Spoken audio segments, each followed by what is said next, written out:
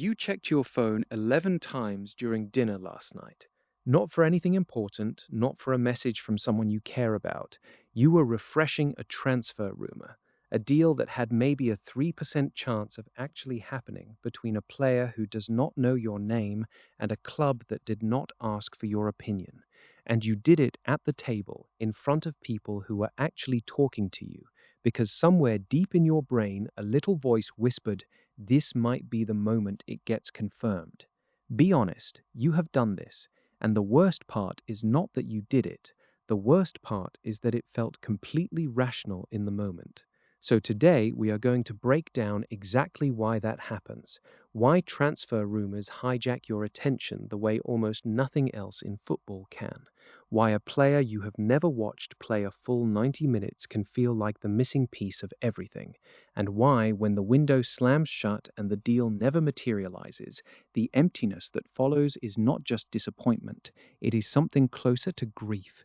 This is the psychology of transfer rumors, and if you stick around, you are probably going to be uncomfortable with how much of this applies to you. Let us start with what I call shiny object syndrome. Your club has a midfielder. He has been there 3 seasons. You know exactly what he does well. You know exactly where he falls short. You have watched him lose the ball in the same area of the pitch so many times you could draw it from memory. He is familiar, and familiarity does something specific to how your brain assigns value. It lowers it. This is the mere exposure saturation effect. When you have seen something enough times, your brain stops registering it as interesting. The emotional response flattens.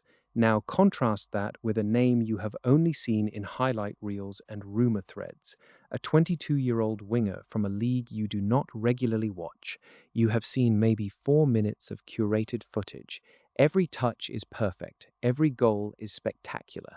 Your brain has no catalogue of his mistakes because you have never been exposed to them.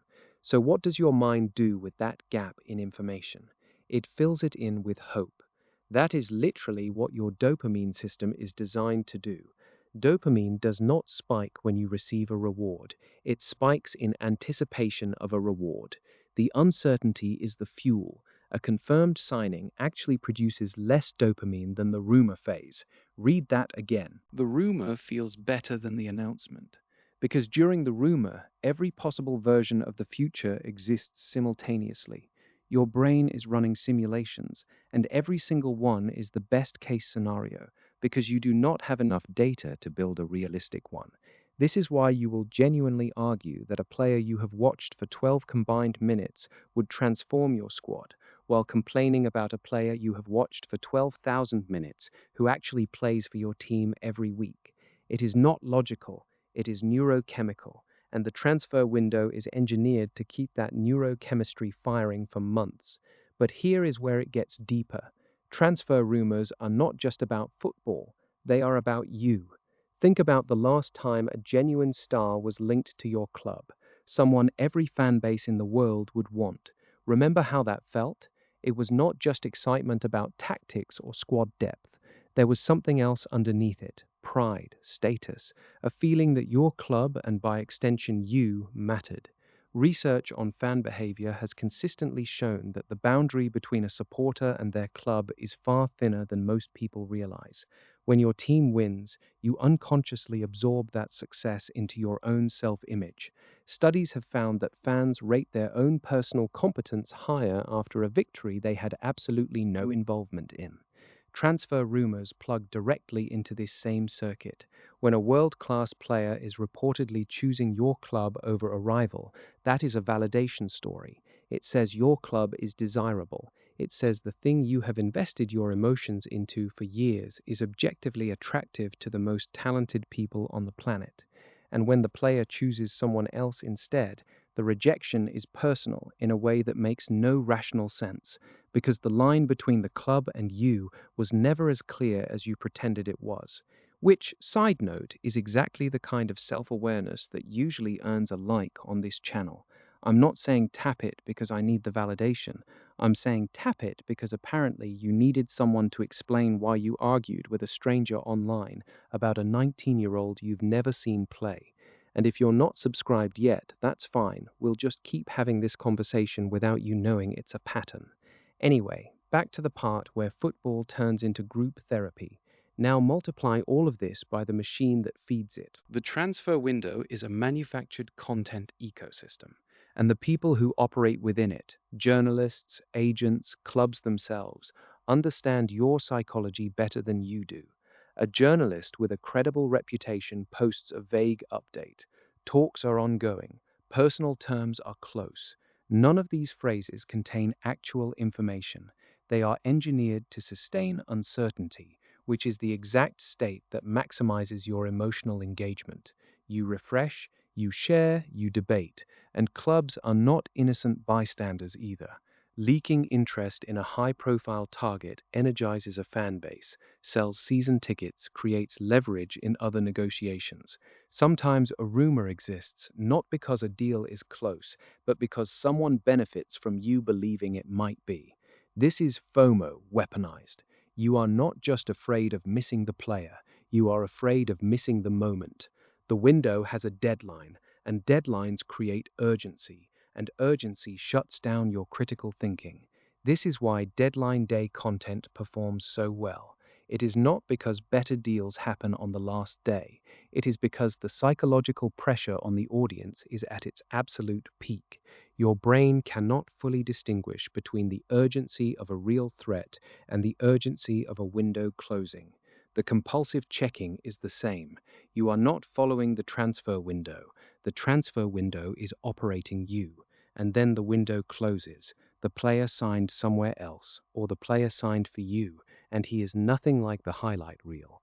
This is the crash, and it is real. When the dream scenario does not materialize, fans go through something remarkably similar to the stages of loss. Denial, the deal could still happen in January. Anger, directed at the board, the ownership, anyone who can be blamed. Bargaining, maybe the players we already have are enough if we just change the formation. And eventually, a flat, grey acceptance settles over the fan base like fog. I made a video on this channel about post-World Cup depression, and the mechanism is almost identical. You spend weeks in heightened emotional arousal. Every notification could change everything, and then one day it just stops. Your brain was running on a dopamine schedule that no longer exists. It is not sadness about a football player. It is withdrawal from a neurochemical cycle your brain became dependent on without you ever consciously agreeing to it. The other version of the crash is arguably worse. The player actually arrives, he signs, you feel euphoric for about 48 hours, and then he has to play real football with real opponents and real limitations that were never visible in those 4 minutes of highlights you built an identity around. He misses a chance in his second match, and the comments start asking questions. He goes 3 games without a goal contribution, and the same fans posting edits of him in the new kit are now wondering if the money should have been spent elsewhere. The player did not change, your projection did. You assigned him a role in a story you were writing in your head, and he had no idea the script existed. The crash after a failed big signing is not about the player failing. It is about the fantasy collapsing, and that fantasy was never about football. It was about what that player represented to you. Progress, status, hope, proof that next season would be different. So where does that leave us? I am not here to tell you to stop caring about transfer rumors. That would be like telling you to stop producing dopamine. It is hardwired. But there is value in noticing the machinery while it operates. Next time you feel that pull to refresh, pause for 1 second and ask yourself what you are actually hoping for, because it is almost never about the player. It is about what the player means, and that meaning was something you invented. The player just happened to be standing nearby when you did it. So I want to hear it from you. Drop it in the comments right now. What is the most impossible transfer rumor you genuinely convinced yourself was going to happen? Not one you hoped for, one you actually believed. Be honest. I know there is at least one that still stings a little. And if any of this hit close to home, Go watch the post-World Cup depression video on this channel. It goes even deeper into what happens when the emotional event you built your entire summer around suddenly disappears. And if you want more of this kind of breakdown, check out the sports psychology playlist on I Know Ball. Everything is right there on the channel. I will see you in the next one.